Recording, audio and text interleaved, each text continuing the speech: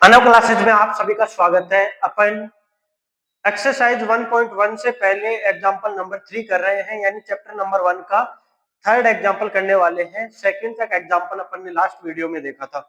देखिए ये एग्जांपल क्या बोल रहा है। क्वेश्चन अपने पास ये गिवन है कि let L be the set of all lines in a plane and R be the relation in L defined as R is equal to L1, L2, यानी L1, L2 रिलेशन में तब आएगा, कब आएगा, जब L1 is perpendicular to L2। L1 क्या रहे, perpendicular रहे L2 के। तो बोल रहा है so that R is symmetric. क्या है ये रिलेशन है, वो सिमेट्रिक तो है बट ना ही रिफ्लेक्सिव है और ना ही ट्रांजेक्टिव है। ये अपने को क्या करना है, इसका शो करना है। देखिए सारी जितने भी लाइंस होती हैं प्लेन में उनका तो सेट है, और रिलेशन में कौन सी लाइंस आएंगी जो एक दूसरे के क्या रहे, परपेंडिकुलर रहे। तो सबसे पहले अपन चेक करेंगे रिफ्लेक्सिव के लिए। किसके लिए चेक करेंगे, रिफ्लेक्सिव के लिए चेक करेंगे। देखिए रिफ्लेक्सिव किस तरीके से चेक करते हैं। रिफ्लेक्सिव की डेफिनेशन अपने पास ये होती है कि ए बिलोंग्स टू आर, यानी कि खुद के साथ रिलेशन होना, खुद के साथ रिलेशन होना। और इसमें देखिए, इसमें यानी कि दो रिलेशन में कब आएंगी, जब परपेंडिकुलर रहेंगी। अब मुझे ये बताइए, कोई भी लाइन होती है क्या वो खुद के परपेंडिकुलर होती है, नहीं होती। वो किसी दूसरे लाइन के परपेंडिकुलर हो सकती है लेकिन खुद के परपेंडिकुलर कभी नहीं होगी। यानी कि आर इज नॉट रिफ्लेक्सिव। क्या लिखेंगे अपन, R is not reflexive because, क्या है, because no line perpendicular to itself, यानी कि कोई लाइन भी खुद के कभी भी परपेंडिकुलर नहीं होती है। अब नंबर सेकंड में आते हैं। नंबर सेकंड क्या है, सिमेट्रिक।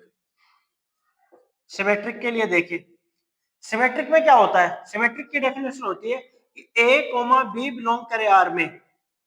इफ ये है, समझ रहा, इफ ये है इंप्लाई दैट क्या होना चाहिए, बी कोमा ए भी बिलोंग करना चाहिए आर में, यानी ये भी रिलेशन में आना चाहिए। अब मुझे ये बताइए कि लाइन अगर मैं L1 लेता हूं वो परपेंडिकुलर है अगर आर के, देखना अगर कोई लाइन, इसको मैं बोल देता हूं L1 और ये परपेंडिकुलर है किसके, L2 के, तो क्या L2 लाइन L1 के परपेंडिकुलर नहीं होगी, क्योंकि दोनों के बीच का एंगल कितना है, 90 डिग्री है। तो आप चाहे ये बोलो कि L1 परपेंडिकुलर है L2 के, या फिर ये बोलो कि L2 परपेंडिकुलर है L1 के, बात एक ही है। इसका मतलब क्या होगा, अगर ये परपेंडिकुलर है, इफ ये इंप्लाई दैट L2 भी परपेंडिकुलर होगा L1 के, यानी दोनों लाइन एक दूसरे की क्या होती है, परपेंडिकुलर होती है। चलिए नेक्स्ट में चलते हैं, ट्रांजेक्टिव प्रूफ करते हैं, ट्रांजेक्टिव है या फिर नहीं चेक करते हैं।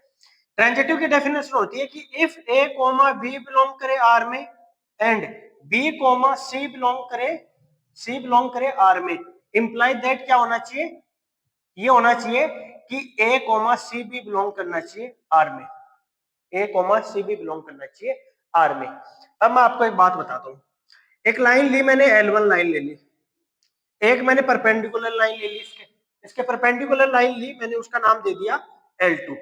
यानी कि मैंने ये बोला कि L1 लाइन है वो L2 के साथ रिलेशन में है कि नहीं है, बिल्कुल है, परपेंडिकुलर है, दोनों के बीच का एंगल कितना है, 90 डिग्री। अब मेरे को साथ में एंड ये भी लिखना है कि L2 है वो परपेंडिकुलर किसके है, L3 के, क्या है, L3 के परपेंडिकुलर, यानी L2 परपेंडिकुलर है L3 के। अभी ये L2 लाइन कौन से वाली है, ये वाली लाइन L2 है, इसके परपेंडिकुलर लाइन मुझे लेना होगा पहले। तो कहां हो सकती है, यहां हो सकती है 90 डिग्री के लिए, या हो सकता है यहां हो सकती है, ठीक है। अब देखें यहां से, इसके अलावा कोई पॉसिबिलिटी नहीं है, या तो मैं लाइन को यहां लूंगा ऊपर की साइड में कहीं, या फिर नीचे की साइड में, मैंने मान लो यहां नीचे की साइड में ले लिया। अब यानी कि रिलेशन ट्रांजिटिव होने के लिए अपने पास क्या होना चाहिए कि L1 है वो परपेंडिकुलर होना चाहिए L3 के, यही तो होता है। देखिए दोनों को आप मैच करने की ये डेफिनेशन होती है, इससे इसे मैच करने की कोशिश करिए। देखिए ए है वो सी के साथ रिलेशन में आना चाहिए, इसी तरीके L1 है वो L3 के साथ रिलेशन में आना चाहिए, और L3 के साथ रिलेशन में आने का मतलब क्या होना, परपेंडिकुलर होना चाहिए। अब L1 लाइन ये वाली लाइन है, इसको उठा के मैं यहां ले आता हूं, और यहाँ पे L2 लाइन है उसको हटा देता हूं, और यहाँ पे है ये L3 लाइन, ये वाली कौन सी लाइन है, L3 लाइन।